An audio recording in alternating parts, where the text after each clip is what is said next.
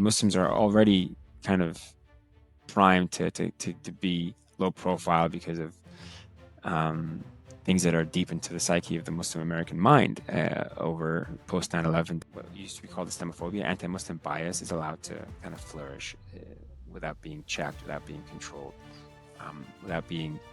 It's a very difficult working environment for most Muslims in government right now, or most government employees in general. They make life and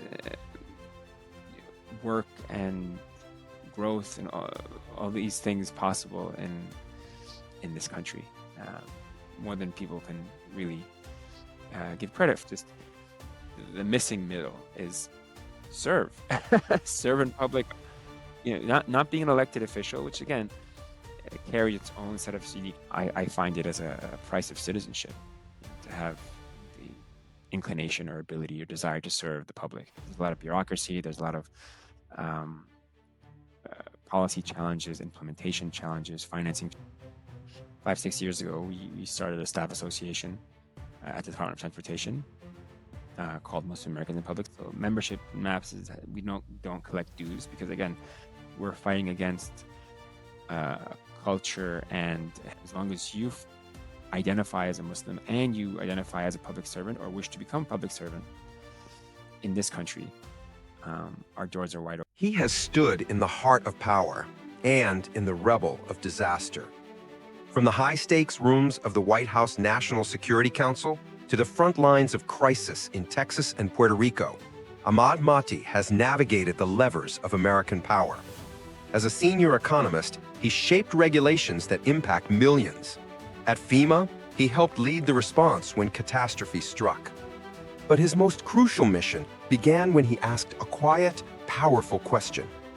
Who gets to shape the future? He co-founded Muslim Americans in Public Service to build a new pipeline of leaders, to ensure our communities aren't just on the map, but in the rooms where the map is drawn. This is the story of influence, service, and building a legacy that lasts. This is Rise. Nice seeing you again. How are you? Yeah, how about you? Alhamdulillah. I was doing Good. well. Well? Yes, alhamdulillah. All right, very cool, very cool. Well, welcome to Rise, and it's really nice to touch base with you again. Pleasure to be here, and thank you for the thank you. opportunity. Thanks a lot. So I do have a lot to talk about today, actually, and I want to start by we keep hearing about the government shutdowns and inflations, crisis, and you've seen government from more angles than most people. And looking at what's happening right now, as I mentioned, economy, politics, shutdowns. What the heck is going on?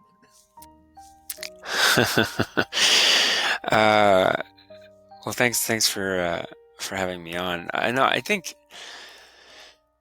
it's a very difficult working environment for most Muslims in government right now, or most government employees in general. As far as the shutdown's concerned, it's something that we've seen often. It's something that we've grown kind of accustomed to, or kind of expect. We're always on alert for these things, for government shutdown, for continuing resolutions, for budget disruptions. But it's not something that we can really affect. Well, again, public servants work on the Hill can affect it. I mean, the people who work on it directly. But for the majority of the millions of federal employees, it's something that we have to just weather through or navigate. But I think it's part of a larger set of concerns government employees have been navigating. It's a new climate where career public servants are squeezed, are not appreciated, are not really understood by a majority of Americans, or what seems like a majority of Americans who vote in elections now. They're seen as almost like at best a mystery, at worst a wasteful expense or something. But it's a huge disservice. Muslims in government, in particular, but all government employees, all public servants, are there for a reason. You know, they make life and work and growth and all these things possible in this country, more than people can really give credit for. Everything from how your economy is regulated, or how businesses treat workers, to how the water you drink and the air you breathe is protected by public interest. Basically, all aspects that your life comes in contact with is made better or made possible through government intervention or a public servant, state, local, or federal. And how we've managed to become a punching bag more recently is very concerning to the public servants who dedicate their life to making this country a better place, making their communities and this society a livable, healthy, free, prosperous endeavor. What's the true motive behind it? Oh, well, it's politics. I mean, we've seen several shutdowns. I mean, Obama had a shutdown. Trump's first term had a shutdown.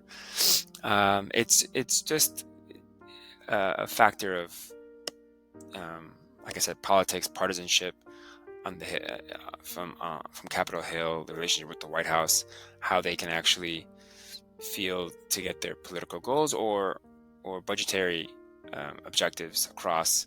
Sometimes they have no other levers to manipulate apart from a government shutdown, especially if they're no longer in the majority. But yeah, again, this is something more partisan than folks on the apolitical side come into contact with. Again, unless you're working on the Hill, you're basically a partisan staffer, partisan employee. Federal employees like myself are nonpartisan, are neutral. So again, we watch by, we brace ourselves, best we can. Many of us are still required to show up to work. Many of us required to continue, in many cases, unpaid. But it comes with the territory to some extent. Again, it's just mostly politics and policy making, and a feature of that. It's just a little bit more concerning when it's in the broader context of misunderstanding or misrepresenting public servants and public service in general. As we've seen recently across the country, it seems like it's been an uptick in the shroud of mystery behind people who work in government and why they're there, and they're just wasting resources, when reality is they're there for a reason. They make so much possible, and they serve admirably and with dedication to helping improve their communities and their country. All right, so let's dive a little bit more deep. So let's get out of politics for a bit. And how did you even get into the public service space and in politics? Was it something that you admired since you were young? And that's an excellent question. No, I mean, it's not only not the most common thing in general, but for a minority community, underserved, represented communities, it's not the first instinct to go into public service. As a Muslim American, as an Arab American, it's definitely not very, very common. No, because it's like, communities like ours come from, a certain type of mindset, for better or worse, Muslim Americans or Arab Americans, South Asian Americans, they come from a part of the world where public service is not really something to be honored or respected or prestigious. It's something that is seen as, either corrupt or last resort or something like this. I mean, it can be seen that way in some of these societies. It definitely doesn't come with the first instinct of someone, I want to go serve. Usually it's like, I want to go into the professional classes, or I want to go into, more prestigious, professions, doctor, lawyer, that kind of thing. So it's an uphill battle to get people to consider public service in the West from marginalized communities, from Muslim American communities, first generation or otherwise. It's just because they're not incentivized by their parents, or at the best case, even if they are, it can be an obscure, esoteric thing. How do I even get in government? Where do I start? Where do I serve? I found honestly the last couple of decades, Muslim Americans have been a lot more civically engaged. But what we've seen often is that looks different in different parts of the country. Primarily, people think of civic engagement as just voting more, getting out to vote, being more aware of who's running for what, engaging, maybe volunteering. It seems like electioneering and elections and engagement on that side is what many people think of when they think of civic engagement. Or, again, this is much more often seen than not in more recent years, but they run for office, they run for positions, run for state senate, they run for city council, they run for U.S. Senate or U.S. House of Representatives, and that's something that we welcome. We think it's excellent, but again, that's the opposite. That's such a high bar, right? Most people won't be able to do that. It takes a certain type of person with a certain amount of skill set, with a certain amount of support to get elected for something, especially for national office. So you're left with, as a community, with the lowest bar possible, go out and vote, and the highest bar possible, run for elected national office. And I found that to be the case almost to this day. Just the missing middle is serve in public, not being an elected official, which again carries its own set of unique challenges, and it's not necessarily a long-term career, at least not for most of us. It's a couple of years and then they move on. Usually from the private sector, they serve their communities in their country and they move on. As far as selecting a career from scratch, or even mid-career to shift into public service, that's something that we have not seen on a large scale, and that's something that my organization really hopes to change. So yeah, working for an elected official, working for your public institutions, your city hall, your mayor's office, your state house, your state Department of Agriculture, your federal Department of Commerce, working on the Hill or working at the White House. These are all roles that Muslims have occupied in some marginal capacity for decades, but it's something that we're hoping to see more of, and we're starting to see a lot more people who find the merit and beauty of serving their countries, and it's well in line with Islamic principles of helping your community and doing well for others and serving the public.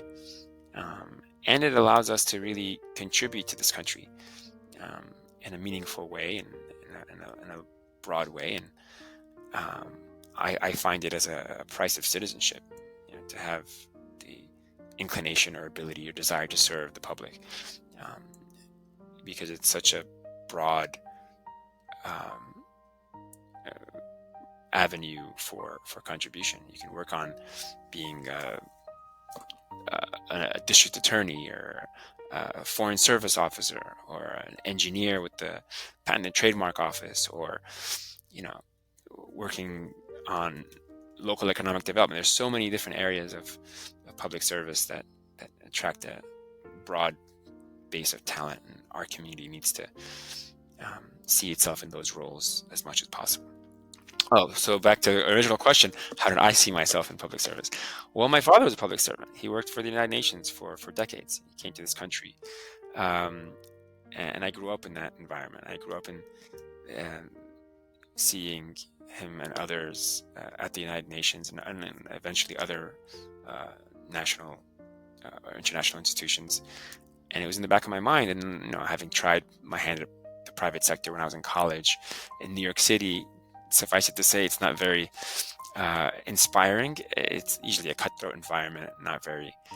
You don't necessarily do it to feel good inside. At least not people I know. So it's I got an internship at the State Department when I was wrapping up when I finished my undergraduate degree in DC, and working at the United Nations on the other side of that. Having seen my dad work there for the United Nations, I worked there for the U.S. government, for the State Department. It taught me many, many things. But one of the main things it taught me was I will never go back to the private sector again. Once you're there, working for a national department, the country itself, in this case, representation among our allies and partners in the international arena, it just magnifies anything else you could possibly take on, because everything, it opened up my eyes as a young professional. I'm like, oh, I love this. I'm never going to leave public service again, and I didn't. I thought that maybe, this is a full-time career for me. Interesting. But when you say that you're never going to go back to the private sector again, tell me more about incidents. Maybe what did you experience that led you to this mindset? Sure. So, I think all of us have this innate desire to make a difference or to work on something important. And I think that, not everyone has it. Some people just want to make the most of their careers in terms of personal enrichment and ability to provide for their families and build their communities. And I understand that as well in the private sector. That attracts a lot of people of our faith and background as well, and many other faiths. So working in tech or corporate environments to them is a means to an end. Which I I understand and respect. But at the same time, I find that to be a high price to pay.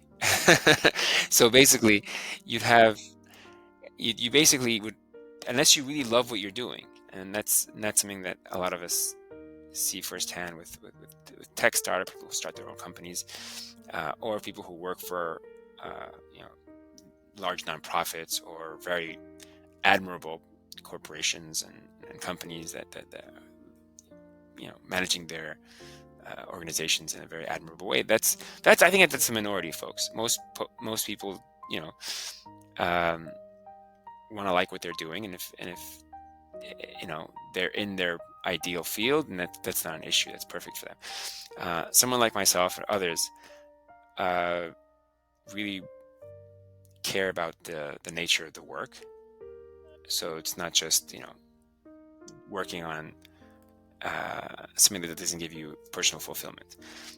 Having the ability to work on something that affects the whole country or your community or your local government, that really scratches that itch for many people, because you're either seeing firsthand the people you're supporting if you're working for local government or state government, or you're working on something that or at least in theory should affect the entire country.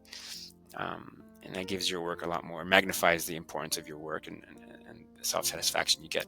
It also can be quite frustrating if it's policies that you don't necessarily agree with. So it's a double-edged sword. So I think you work on national policies of importance, things you read about in school, things you read about in college. You'll be working on it firsthand. So it's very exciting, or it can be very exciting, but it can also be very frustrating, because if you care that much about your work and the policy outcomes, you're that much more vulnerable to frustration when there's bad policies based on the president that you're serving. or bad policies according to you and your moral background, and that's true for both sides of the aisle, Republicans and Democrats. That said, though, it's like public service is such a broad, like I said before, a broad spectrum of things you can contribute to and things you can work on, and professions you can then apply to it, that it's really up to you as far as how you could contribute, how you can find yourself contributing a lot. And that could be something like, that's what happened to me when I worked at the State Department as an intern. I said, you know what, the second thing I learned about myself is, apart from I will never go back to private sector, I will always stay in government, because of how amazing and exciting it was behind the scenes, and people you meet, and people you worked with directly. I happened to be at the United Nations, of course, so many of those ambassadors from their respective countries in the Middle East and Asia and Europe went on to become foreign ministers. In fact, almost everyone I worked with at the United Nations went on to become their country's foreign minister. And yeah, I don't want to name names, but yeah, I worked with them directly back when they were ambassadors. So that's very exciting, and you get to see their careers grow and see how their policies shift. And sometimes you keep in touch, and it's exciting. But at the same time, apart from my love for public service that was instilled in me there, I also knew that I was not cut out for foreign policy, because of the reasons I already mentioned. It's something that, no matter how you feel on foreign policy, American foreign policy, Republican or Democrat, I feel that it takes somebody with very thick skin to work in that as a long-term career, because the environment is going to be inherently one that you will not agree with at some point, no matter who your president is. Even if it's your ideal best president ever, their term's going to end, and then you have somebody else that may or may not be along the same line, so you're guaranteed to have some disappointments. Now again, some people have thick skin, and they can kind of roll with those punches, and they come to expect that, which is a lot of government employees are good at, especially long-term public servants, career public servants. We have that in our blood. However, if it's something that you know about yourself as somebody who's affected by what the U.S. does abroad or what our allies do abroad, maybe it's not the field for you. And it wasn't the field for me. I don't think I really could see myself there long-term. So I shifted into econ policy. I went to graduate school for economic policy and development, and I worked for 10 years in international development, helping countries serve their citizens better, helping try to tackle extreme poverty, improve education outcomes, health outcomes, social outcomes. That to me felt a lot more not only meaningful, but also less likely to be undone by the future administration, a future president, a future bipartisan relationship, or a bilateral relationship. I mean, it's something that I enjoyed for a decade, until I came back to the States and shifted careers into another subfield of econ policy. But it still allowed me to contribute in my area, which is true for many folks. I mean, if they have a passion for intersection of law or health policy or intelligence work or AI policy, whatever it is, the government does it, and does it at a high scale, and it can be a very meaningful career if you focus on public service in that way. So that's how I got into it, and that's how I kind of shaped my career as a result. Yeah. Amazing, interesting. So I know that you've lived and you worked across many cultures and in different countries, right? Yes. What are some of the experiences that doesn't go out of your mind? I was privileged to work in around 17 or 18 countries for various lengths of time. I've traveled to like over 65 in some capacity, but I was again privileged to work firsthand, and mostly in South Asia, Southeast Asia, South Asia, a lot of work in Africa, and yeah, it could be a mixed bag, really. On one hand, it's incredibly meaningful. You're taking on I think, the most difficult challenges of policy and economics, or any field pretty much. If you're working in an environment where there's no infrastructure and there's no um, support and really a good trajectory for the citizens of those countries, it's something that you feel like anything you can do should be able to help. And then you realize that sometimes you can't help for one reason or another. There's a lot of bureaucracy, there's a lot of policy challenges, implementation challenges, financing challenges, or it could be something I found the hard way in several countries, is that however you see things in some environments, somebody's benefiting from that. So, obviously human nature, we often tend to, adapt to our environment, and then many people thrive in that environment. So I found that to be something unexpected, whereas you'd find industry stunted somehow. Like, why are there no meat processing plants in this country? Why does all the livestock just die in the field? Like, how come there's no processing? Well, because there's interests that are making money from importing it, and they will shut you down if you try to make something homegrown. Or, how come there's no dairy processing plants in this country? All the milk just gets lost in the sand. They could be making a lot more. They have such livestock, and because somebody else imports it, and they have a network of that, and they have a captured government, so that you can't really shift. So that was, and it gets much worse. But that's some of the elements I found to be frustrating. So it's a beautiful field, one that's actually, it feels like it's dying right now. International development is something that's very marginalized as a career path and as a viable institutional type of portfolio, shall we say. But it's like,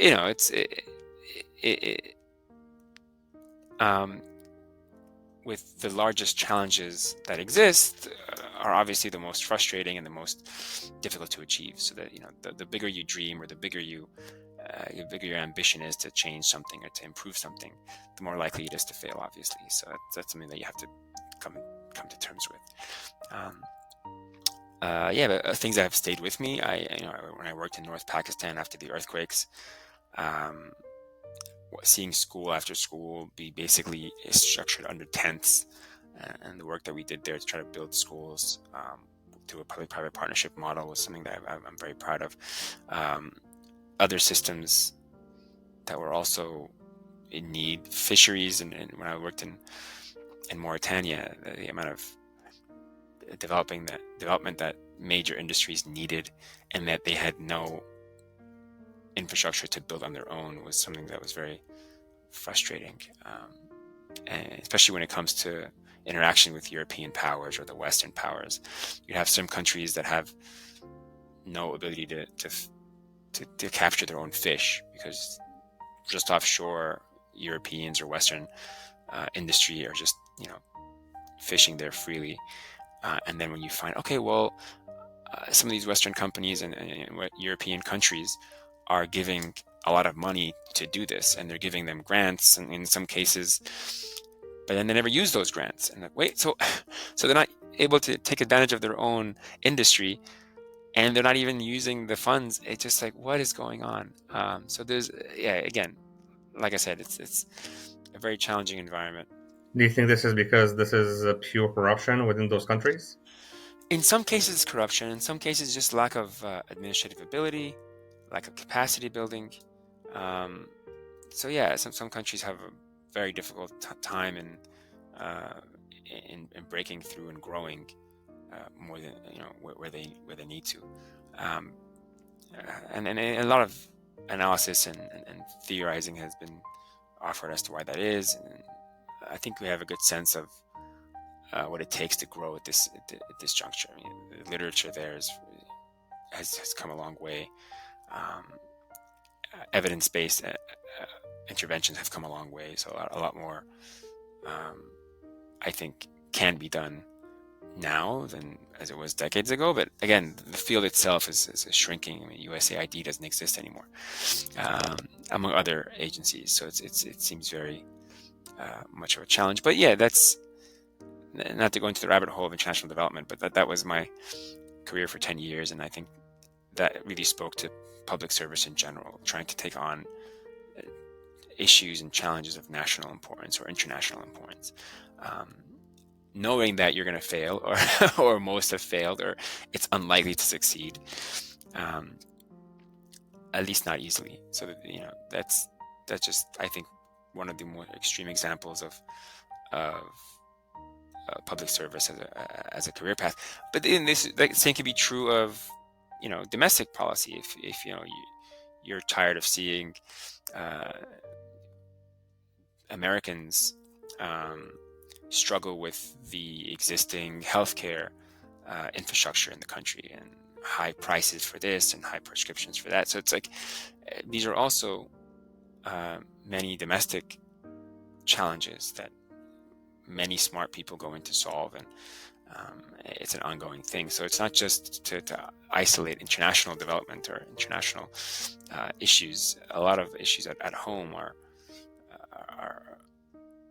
perennially challenging for the public servants and the policymakers that try to tackle them. And that's part of this. I think makes this country beautiful. The constant challenging of the system or trying to make things better. It can be very messy, though, as you already mentioned. It may end up in a government shutdown for over a month so far. So yeah. So over those first 10 years of your career and those many trips that you had, how did each trip shape you, the experiences there? I'm sure going there, you were one person, and coming back somewhat different. Well, yeah, no, that's true of any experience. But yours is more deeper than the average person. You're not going on a trip somewhere to have a vacation, or actually mingling within those societies and those different cultures. So I'm sure that has an impact on you one way or another. Well, yeah, naturally. I mean, I think international development or international engagements have that ability to change who you see yourself as. Obviously, being put in different environments where you're with literally the poorest people in the world, or in some cases the richest people in the world, or talking to people with more experience than you, which is always a smart thing to do. So talking to people who are more experienced in that specific country, which is something I've always managed to do, or talking to people who are much more better suited, better adapting to those environments, and then you watch and you learn. So doing all that kind of really improved what I see myself as, and improved what I was able to do. I give that advice to many people. Talk to as many smart people as you can. Always find people that are more experienced than you, and learn from them, because it's highly context specific, and that's true of not just international engagements in countries that I worked in, but if you're getting a job on Capitol Hill, for example, if you're an intern on Capitol Hill, the amount of people that you would learn from there is immense. Experience you can, and same thing with the federal government, every agency. That's the beauty of public servants. The institutional knowledge that they have in their fields, on their subject matter area, on their countries of specialization, it's very impressive, and it's something that you will never be not learning from, no matter where you are working in government. So it tends to be something that I've benefited from tremendously. So yeah, having people that are agricultural specialists working in Sudan, or when I was in Tajikistan, the government programs there, or people who've managed programs for the World Bank, sharing knowledge of case studies where they worked on something in Central America and they're applying it to West Africa. And it's just, or when the opposite happens, when you see something that's so successful, let's say in South Asia, oh, this really worked in this country and it solved many of the problems. Well, can we try it in the other country? Does it have that external validity? Can we try it in a different context? And oftentimes, no, you can't. And you wonder why. We worked in this country. So context matters. Appreciation and respect for context matters a great deal. Even within the Arab world, this type of program worked in this country, but it's not really suited for another one. So you learn to respect experience of those in the field, people who are in that country every day, and then you learn to respect the context. And a big part of that context is institutions, and that's something that I and others have found directly relevant. What kind of institutions exist in this country? What kind of institutions exist in this region? And these don't necessarily have to be physical institutions. It could be cultural norms, or it could be civic constructs. But understanding these institutions really help with so much of anything you're trying to do. And that's also, once again, true in this country. So you'd have knowledge of City Hall in your city, and how specific powers that be operate. And in some cases, that could be private interests. It could be donors. It could be the major industry that your city produces, or your region or your state produces. It could be partisan politics. It could be a number of things. And once you navigate all that over your career, you become a lot more adept at changing or improving conditions or advancing policies, for example. So these things I've learned, and many folks in public service in this country naturally grow to learn that. Now the trick is to find young people and teach them that as quick as possible, so they can begin contributing, and instead of being jaded or spend their careers not necessarily advancing and growing as much as they can. But yeah. So after the UN, you worked across FEMA, DHS, and the Department of Justice, and you did mention about some stuff about that. So, tell us, what are those institutions for, and just get us into the ends and the inside of those institutions and what they serve and the benefit that we get out of those. Sure. Well, generally speaking, DHS, for example, is a collection of multiple agencies that affect a number of different facets of your life. It includes the Coast Guard, which controls and regulates everything that touches the water, basically. And then you have some law enforcement agencies within there, but other things as well that you wouldn't think of as a law enforcement agency. FEMA, emergency preparedness. FEMA supports a number of very important functions in this country, not only allowing states to recover after a disaster, both financially and with the capacity building that they have, but also individuals. Once you lost everything in some type of emergency, it's FEMA that comes in to make you able to move on in some capacity. But also things you don't think of, like emergency evacuation plans for nuclear power plants, or other things that have to do with supporting, mitigating potential risk, like making sure your house is built a certain way if it's in a floodplain, or making sure that you build in a way that would resist future calamity. So DHS, for example, as a department, has such a range of functions and things that affect your day-to-day life. And the same can be said of transportation department, where I also worked for several years. And everything from how you drive to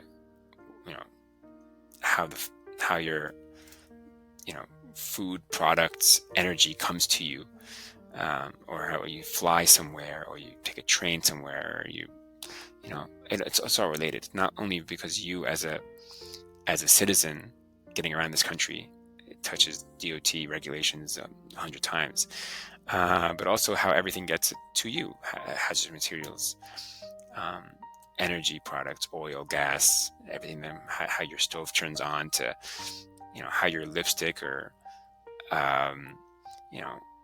whipped cream or whatever it is transported safely to you, that would prevent disaster, contamination,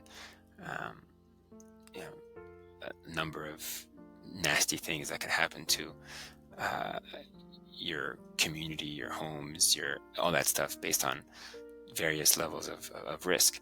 So all these things are happening behind the scenes, and I think that's back to what I said earlier. It's such a invisible, mysterious way, but it's something that most Americans should be very comfortable that our things are in good hands, right? So that's the idea.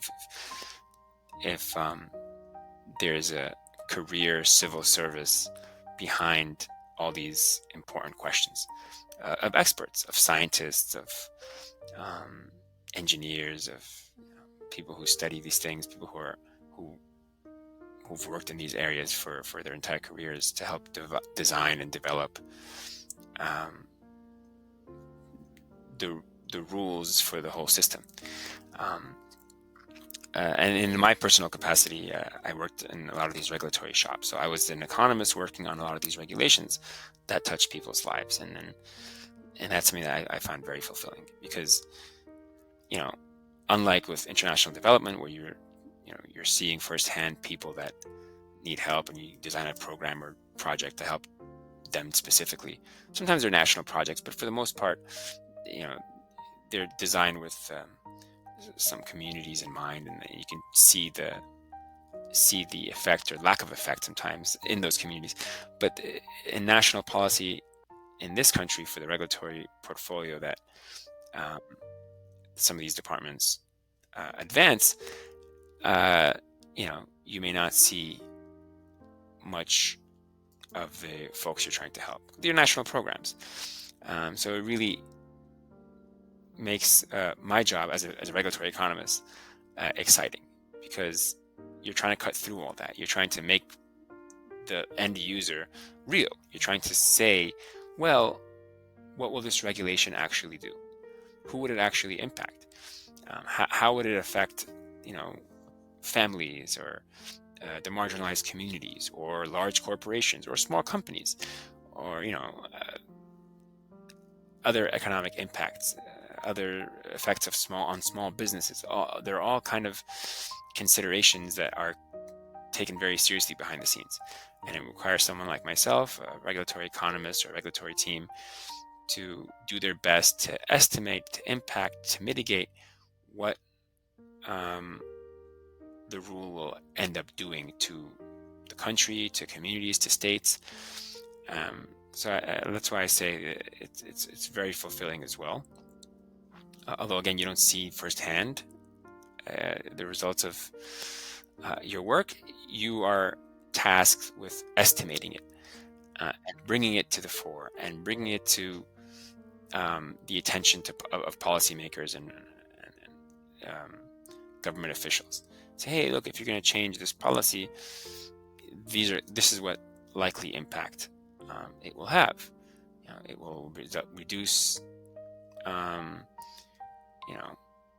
public hazards by this amount, or it will save this much cost to the American public or the American businesses. So that's pretty much what I have been working on. But again, these departments are all, like I said before, very broad. They're not just primarily regulatory agencies, because you have some agencies that are primarily regulatory. EPA is an example. FTA, FTC, FDA. These are very regulatory agencies, but larger departments like the Justice Department, Homeland Security, they do more than just regulations. But yeah, my contributions were in the regulatory space, and that's kind of the lens that I'm sharing. But of course, these are all much, much broader, hundreds of thousands of employees across the country doing each one of these departments. Yeah. So I know that you've also worked with the World Bank, right? UNDP and the Islamic Development Bank, right? So shed some light on the work that you did there. And the question that I actually have in lieu to that, speaking of the international economy or the global economy, do you think that we as Americans sometimes underestimate how interconnected our economic choices are with the rest of the world? Well, yeah, sure. I mean, and that comes in stark realization when you found the system itself is being challenged, right? Like, I found that you'd have a lot of these interconnections suddenly very visible when you have something like a COVID, for example. So when you have a pandemic or a disruption, or other disruptions you have, not just for health impact, but it could be wars, it could be a number of things, then you start realizing that your supply chains are vulnerable, and actually everything you have is made in somewhere else. And this was a major concern for many countries through a number of these financial crises or health pandemics, because how interconnected the world is, it is not always felt by your citizens until suddenly your price of bread skyrockets, or the price of steel or produce, whatever it may be, based on your specific country's circumstances. Having them be suddenly vulnerable makes you feel vulnerable as well, right? And countries have been trying to face this, and we should shift to supply chains that are more, controllable by us or by our region or something like this. And then you have a number of questionable economic policies that build homegrown industries for national security or for supply chain security, but then at the expense of massive costs. Because again, the basic economics teaches you that whatever you're trying to do, somebody's better at it than you are in many cases. And in an interconnected world, that's kind of how everyone is able to manage to live the way we do, right? So that's something that I think again comes into the fore during crises. But that's no less true regardless. As far as these institutions are concerned, like I mentioned earlier, international development is very exciting, yet diminishing field. Unfortunately, these institutions have been very important. But why is that? Well, why are they diminishing right now? Is it because of what's happening, because of all of the tension that's going on recently? No, I mean, to be fair, it's been a long time coming. There's been a lot of disruptions in the space of international development, but more recently, it's because of shifting priorities within the United States, which is going to be the largest donor to many of these countries. Many of these institutions. Most of these institutions are Western, or in some cases Chinese supported. So with U.S. shifts in priorities, you'll have impacts on these institutions. USAID was shuttered this year, an organization that was there for the past 50 years, 60 years. So it's been very impactful, because those organizations fund other organizations and fund local organizations, and it's a knock-on effect. And then suddenly the trend that allows is a lot of these institutions now are downsizing or scaling down, not only because of the loss of the institutional footprint that the U.S. kind of led, but also funding. Funding is being shifted as well. So that's something that many of our members at MAPS are having to navigate and deal with, because a lot of them worked in international development and now they have to shift skills somewhere else. But for the most part, yeah, it's something that has been seen for many years as well, in some small part. Job security is no longer there for international development professionals. A lot more of this is funded by the private sector or private donors, so it's a lot more vulnerable. It's no longer an institutional approach in all cases. But also at the same time, international development has, I don't want to get in the weeds, but it's kind of bifurcated, where you have countries that are growing and no longer need the assistance of international development institutions, and then you have other countries that are not growing for a number of reasons that may or may not have been able to benefit from these institutions to begin with. So yeah, there's an argument to be made that it's not entirely up to the international, the Western international financial institutions in particular to kind of address or solve global issues. A lot more could be said about private sector interests and bilateral relationships, countries stepping up to tackle these challenges in some other fashion. But yeah, as somebody who's born and raised in these institutions, I'll always find them incredibly meaningful and valuable. But that's because I've seen them firsthand. All right, so you co-founded the MAPS, and you mentioned it a bit, and it's basically the Muslim Americans in Public Service. How did you come up with this idea? So, well, the idea, kind of different phases. So I mentioned my father was in the United Nations, right? And he was part of a staff association when he first got there.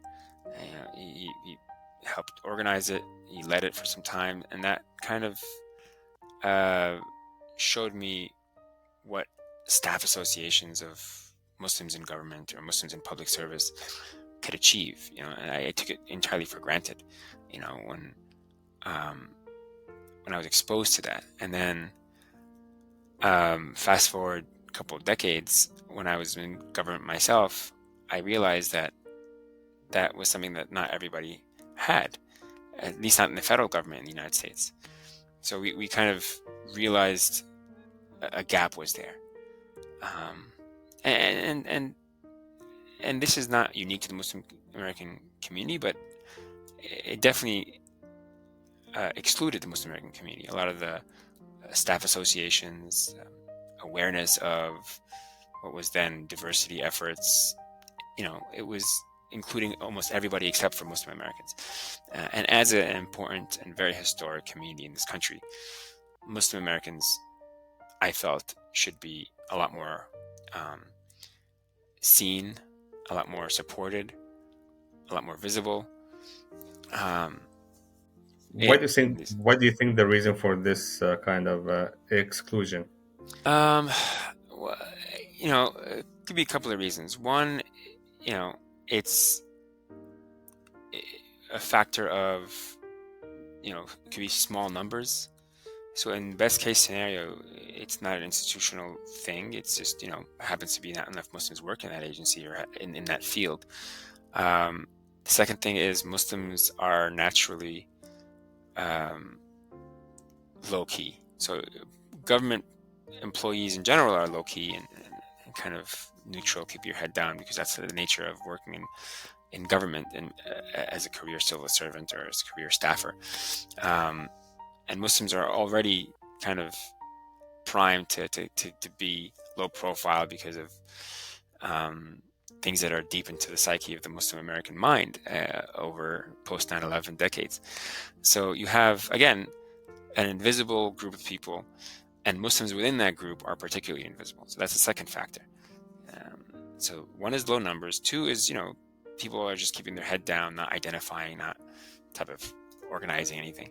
And then three, you have a climate where most Americans and their institutions are either indifferent to the Muslim American community or hostile to it. So, these factors have made it challenging for Muslims to get in government, either because they, like I mentioned before, are not considering it, or because they lack the support to do so, or in some cases they are prevented from doing so. Institutions have long been reflecting of the society they represent and they draw from, and in parts of this country, what used to be called Islamophobia, anti-Muslim bias, is allowed to kind of flourish without being checked, without being controlled, without being mitigated. You see a lot of institutions fall into discriminatory practices that single out Muslims or other groups as well, but usually Muslims are impacted at a much higher rate. They're scrutinized more, they are distrusted more, they're not necessarily prioritized. So this is the climate that we found ourselves in, and to our surprise, we had no institutions developed or established to support us. So we thought we'd fill that gap. So about 5 years ago, 5-6 years ago, we started a staff association at the Department of Transportation called Muslim Americans in Public Service. And over the course of a year, when we got that finally approved, we decided to make an effort to formalize a national organization to help with the same effort we just successfully navigated. In other words, make more staff associations. And that was the focus at first. We had, 2 other staff associations that were designed for Muslims and the federal government, one at the Patent and Trademark Office, Patent PTO, under the Department of Commerce, and USAID at the time.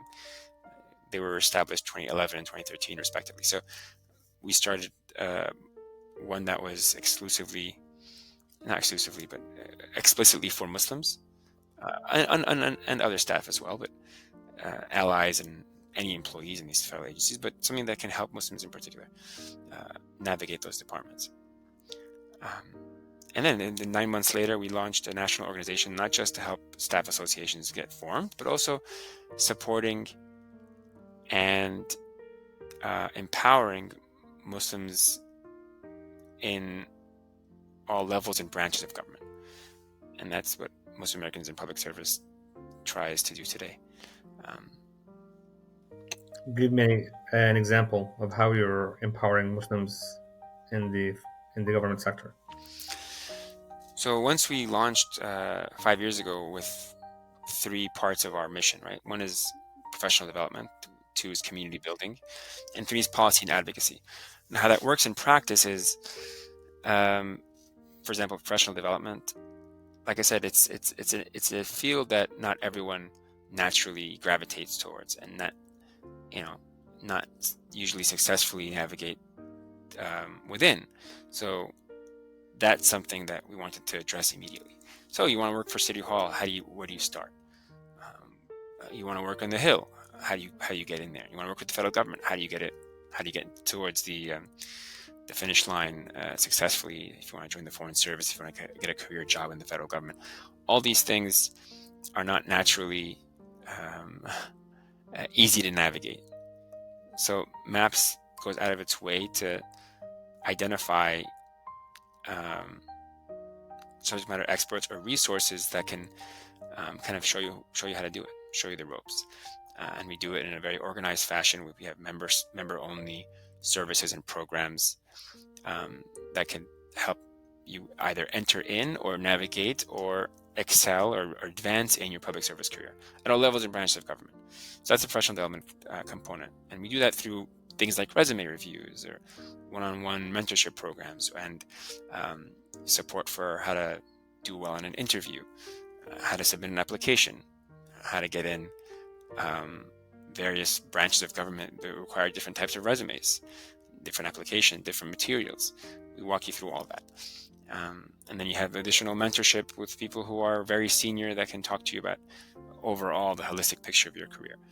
So these are all professional development services we do. And we also help navigate the political appointment process at the state, local, and federal level at the White House. So we were able to work with administrations at the federal, state, and local level to advance careers for Muslim public servants as political appointees.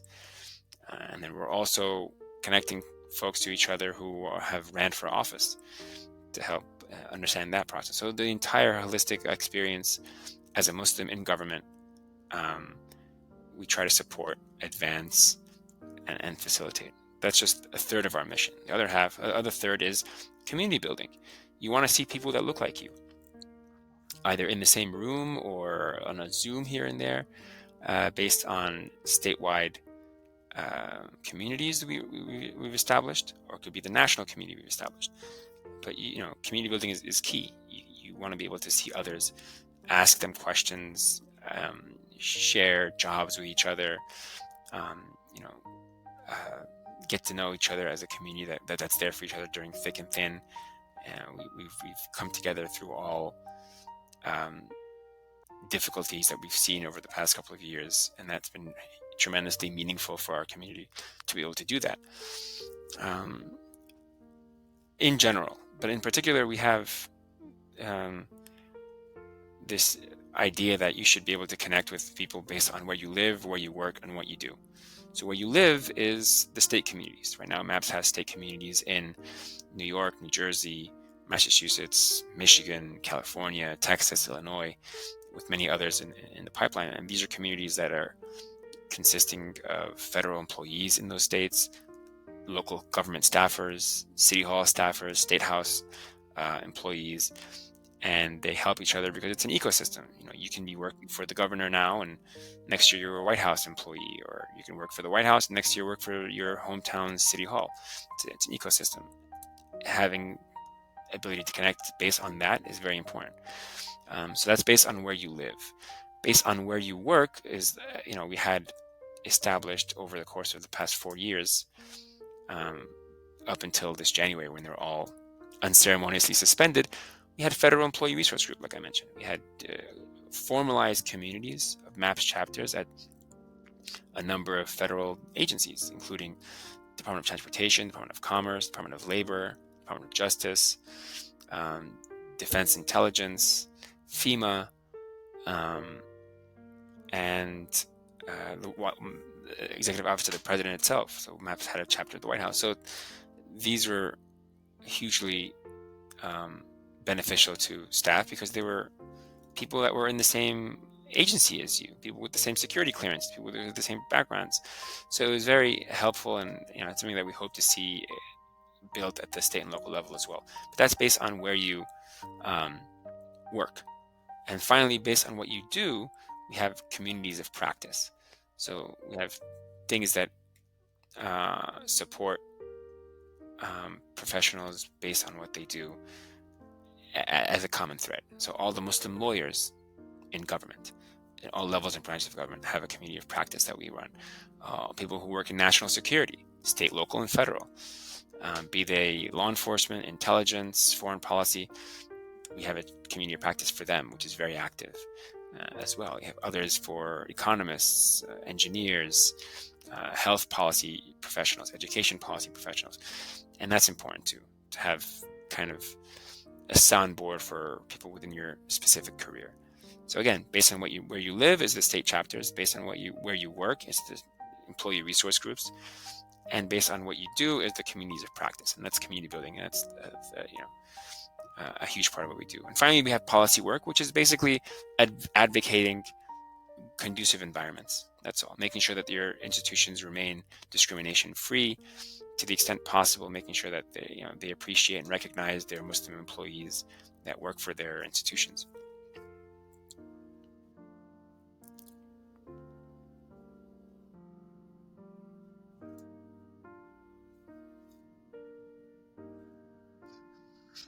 Well, that's a very big challenge, right? We try our best to constantly offer new services, tailored support, because if we just sign you up and then say now you're part of MAPS and not give you anything else, you're not likely to be engaged and not likely to benefit. Some people love that no matter what. They're very excited to be part of something that speaks to them and recognizes them, and that's wonderful. But we constantly strive to attract and retain people who want more. So people who want to see real value. We give you the maximum possible value for the lowest possible price. So membership in MAPS is we don't collect dues, because again, we're fighting against a culture and a history of non-support, of apathy, of underrepresentation. So we don't want to add too many barriers to engagement from our community. At the same time, we're trying to offer things that you won't get on your own. It could be a pipeline to political appointments that are very hard to get, or mentorship from very senior specialized careers that are very hard to get, or access to certain offices, or sometimes institutions that are very hard to get. And we do this because we feel that you deserve this, so to speak. We feel that our community has not been well served institutionally, and therefore it deserves as much support as it can, as fast as possible, to make up for lost time. And it's as open, as welcoming as possible. We don't discriminate on who joins. We don't self-select, up and coming rising stars only type of thing. We don't create any barriers for full engagement. As long as you identify as a Muslim and you identify as a public servant or wish to become a public servant in this country, our doors are wide open, and then we'll give you everything we can and support you in any way we can. And that's, I think, the ethos of MAPS. It's not self-selecting. It's not selective, it's self-selecting.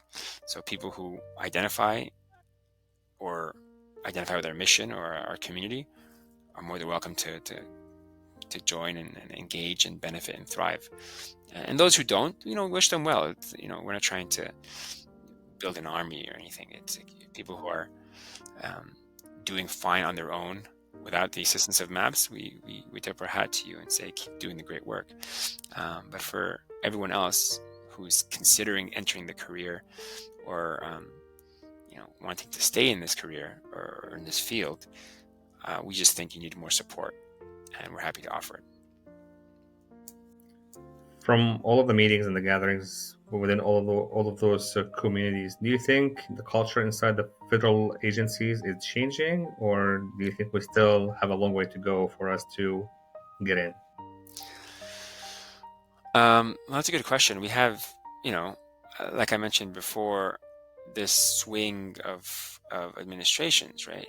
And you wouldn't think that would impact, federal, in particular federal, but it could also be true of any other public institution. You wouldn't think it would affect career staffers, because some of these folks have been there for decades, and they're there as institutional memory to make sure that these departments actually function, these agencies actually function, these institutions actually function, but also function in a consistent and high quality way. So if you're constantly having to retrain new people, having to see turnover, that really is disruptive and affects the quality of the institution. So for decades, it's been very stable.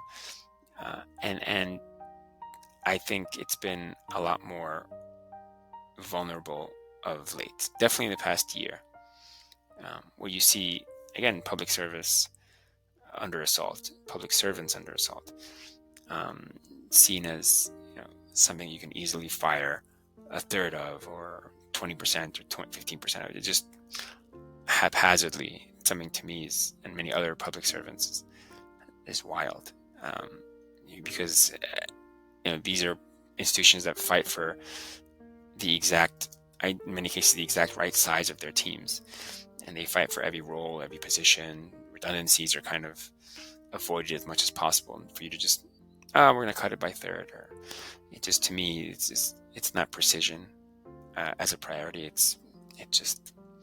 It seems haphazard and dangerous, especially because many of these agencies are not doing a redundant role. They're doing a specific, specialized,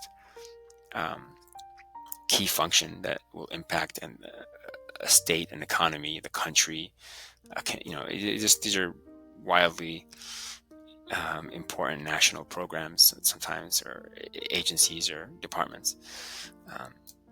But as far as Muslims are concerned, yeah, I think in that same vein, we're trying to raise awareness of a lot of different ways Muslims are discriminated against in the workplace, and or are facing institutions that are not very welcoming, or by design, or by commission or by omission. So it's not like necessarily welcoming environment everywhere you look, right? Some places have discriminated against Muslims at the higher levels, or they've erected barriers to entry at the lower levels. So you have things that Muslims have to sometimes navigate that other communities don't navigate. I'm talking about security clearances. I'm talking about additional vetting that other communities don't see, that some agencies have instituted. I'm talking about representation, other policies of that make it challenging for practicing Muslim to work. Not all agencies have prayer rooms. Many of them don't. Most of them don't. Many agencies don't allow accommodation, or don't readily offer accommodation. You have to actually ask for it or fight for it to perform your basic religious obligations. Or they don't give you an option to control your retirement, your retirement funds and benefits, and in a way that would comply with your faith. So these are all just a snapshot of some of the challenges that we've seen across federal, state, and local government. But now we're at least raising these awarenesses. We're building alliances. We're making the case for true accommodation and equality, basically, in public service. And that's something that has not been prioritized institutionally in the past. So that's something that we're excited about. What are the things that you keep being asked by the MAPS members, and what's your vision for MAPS moving forward? No, MAPS members are an incredible group of people. They're folks who've, sometimes they're first generation Americans, or sometimes they've been here for generations, and they've chosen to serve this country, make sacrifices in their lifestyles, and their salaries, and many other aspects of their life to be able to serve this country. And I think they're the best people I've ever met. They've chosen to dedicate their careers to serving this country and serving their communities, and they've done it admirably. And many of them have been recognized up and down their agencies and by their executives, and I think they should be recognized, and we try to recognize them as much as possible. So they're an incredible bunch. What they often ask for, depends. Sometimes they are just looking for camaraderie, looking for community. Other times they're looking to advance in their career. They're stuck in an agency or a job or a profession that no longer serves them, and they're frustrated, or they're trying to, explore other options. And so we're constantly connecting them to other people, that they can speak to other members and other agencies or other branches of government sometimes. And that's something that we're honored to help with. The beauty of our community is that we have access to that community, and we're able to share that community with the community itself. We take our role as that kind of intermediary very seriously, and we're constantly trying to design and develop programs that can connect anyone to anyone else, or that connect you to someone who can really benefit your career in some way, or making sure that we represent the community to their institutions as honorably and faithfully as possible. We're not a union, but we do raise awareness, and we educate institutions and executives and public officials on the need for proper accommodation, and making sure that their agencies and their departments are as conducive and productive as possible. And that's a very important feature for American society, to have not only your institutions reflect their diversity and reflect their populace, but also, like I said before, it's almost a cost of citizenship to serve, and they should be allowed to serve and contribute meaningfully to their communities and to their country without hindrance and without challenging. And that's what we've seen. As far as the future, we're just getting started. We've only been around for almost 5 years now, and we've connected thousands of people across the country. We envision a lot more activity and development at the state level, state chapters that MAPS has, state committees that MAPS has. Institutional footprints across agencies, across state houses, needs to improve. Policies need to be synchronized across the country to make sure they're all equally conducive and accommodating. And at the same time, we'd like to see more Muslims, not only, like I said before, voting or running for office, but everything in between. All of it is important. So civic engagement is key, but also a lot more representatives running for office. And we've seen that jump a great deal. In the past couple of years, you have a number of Muslims running for office. Every cycle it gets more and more. Combine that with our work and helping them serve on all levels and branches of government, not just elected office, but as staffers, as appointees. We're very hopeful for the future in this country. So, is there still something that surprises you when it comes to government work up until today, despite all of those years that you've been around? Yeah, I mean, I've always had a tremendous respect for government and curiosity and fascination by it. That hasn't changed. What I've seen is how it's become, more accessible to underserved communities.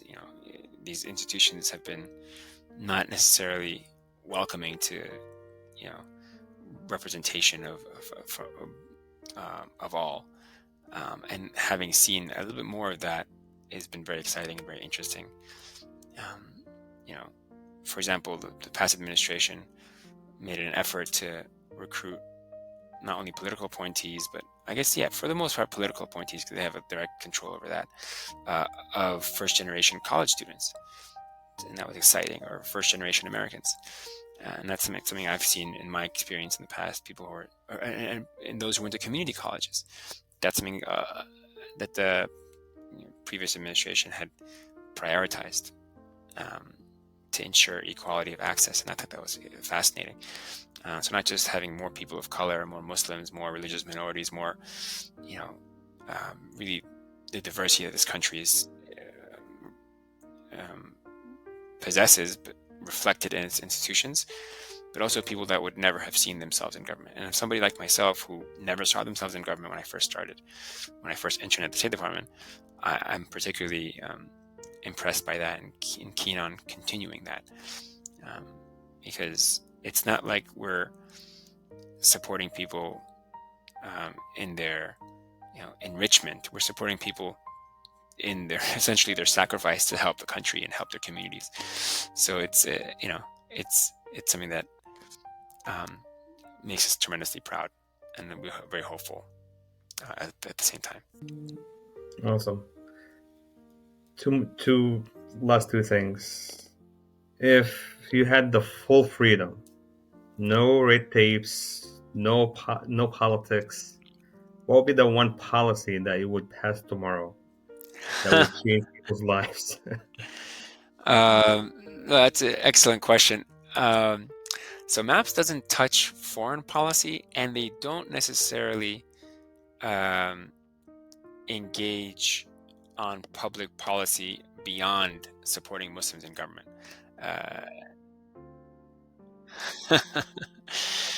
Well, that's the thing.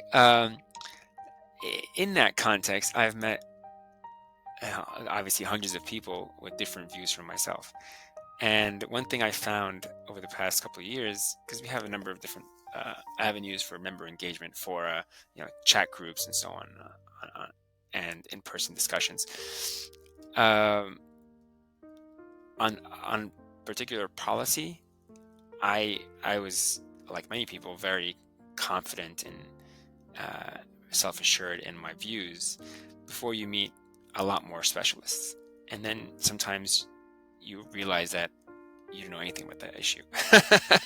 In some cases, especially like not something that's not necessarily your bread and butter, something that you form your opinion from news media or books. You see people directly working on it every day, and they will always give you something that you do not know. And that's something that I really come to love and appreciate. And I've seen it firsthand when I worked at FEMA, for example, when I was deployed in disaster zones.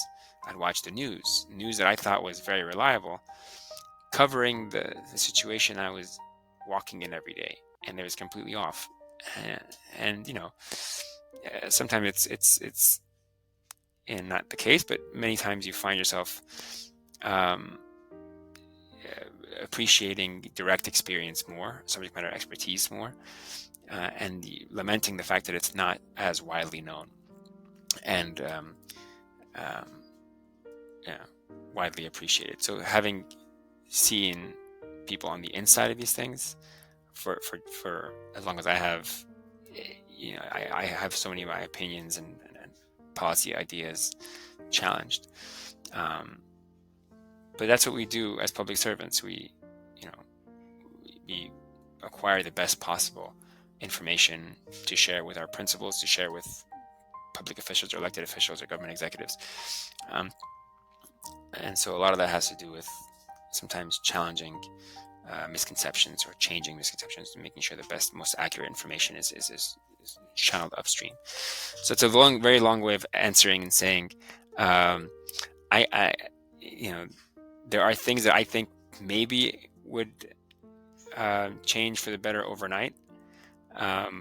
But as an economist, we often say, well, depends on the circumstance, depends how it's implemented.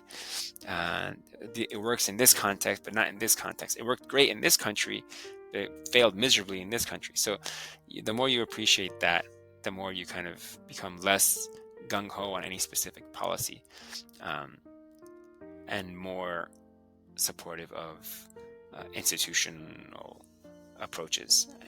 So you need to be more appreciative or concerned with details and how things are designed, and making sure that the best information or the most accurate predictions on effectiveness or impact are shared or developed and sent up to policymakers. So more than any specific policy, it's that process. And when we see that process disrupted, which is a case for, having seen more recently, where expertise and policy impacts are not based on evidence, or not based on career subject matter expert opinion, but based on political considerations, which has always been a space for political considerations. But when that kind of entirely replaces expert opinions from within those institutions, it gives you pause. And that's what I think would be the ultimate policy I would push. Let experts help shape national programs and policies as much as possible, to the extent possible. What would you advise young Muslims who are interested in getting into the public service now? No, I would advise them to intern as much as possible, because that's what got me into public service as well. So I interned in the private sector, many different places, big names, and I interned for public institutions, and one clearly was more fascinating to me than the other. And I reached that through direct experience, but also because somebody told me I should consider doing that, which I never would have thought of doing on my own. So we're here to tell people, consider doing that. Consider serving. You may like it. Consider serving your mayor's office, or interning in a federal agency, or with national services and national agencies that could accommodate your particular background, whether it's health or intelligence, national security, engineering, economics, you name it. So try to get internships, talk to people in the field, join MAPS. It's free for members. Sign up for free at mapsnational.org. We'll connect you to people in your field or in your state or in your institution, or that can help you navigate and explore these options. We're hoping for a legacy. So in 15, 20 years, you'll turn around and see Muslims serving a lot more at all levels and branches of government. And many of them would have got their start now, or got their start 3 years ago, or got their start within our community. And that's something that we're aiming for, we're hoping to achieve, and very hopeful if we continue our trajectory to make it a reality, inshallah. Inshallah. Ahmad, I have learned so much beyond what I could even imagine. And this is something that we're doing, or we started doing, which is we want you to come up with a question that we're going to start off with this question with our next guest. Well, thanks again. It's been an honor to be here, and a pleasure to get to know you and what you're building. As far as the next question for the next guest, I feel, it depends who you're going to speak to. You can ask them about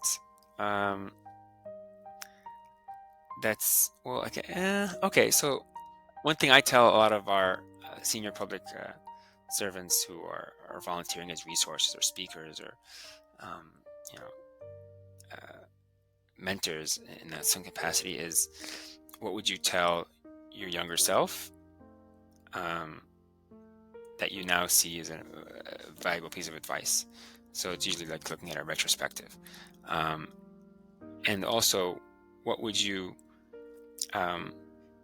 say to a professional to create one more version of yourself? So as you've achieved greater things, it's more important for you to kind of help make more of them. So you're not the only person in that room forever. That's all of us should be trying to achieve. Create more versions of yourself, more people in that role, in that profession, in that agency, in that level of government, be it a judge or a political appointee at the White House, or a Senate candidate, or foreign service officer, whatever it is. You should be able to convince someone to take on that same path. So what would you say to your younger self, and how would you empower them to replicate your achievements? But as generic as that may sound, we often get some great answers from that. This is perfect. We would hope, inshallah, that for us to work together at some point and just take part of this amazing initiative moving forward, inshallah. Thanks again. It's a pleasure to be here. And Thank you so much.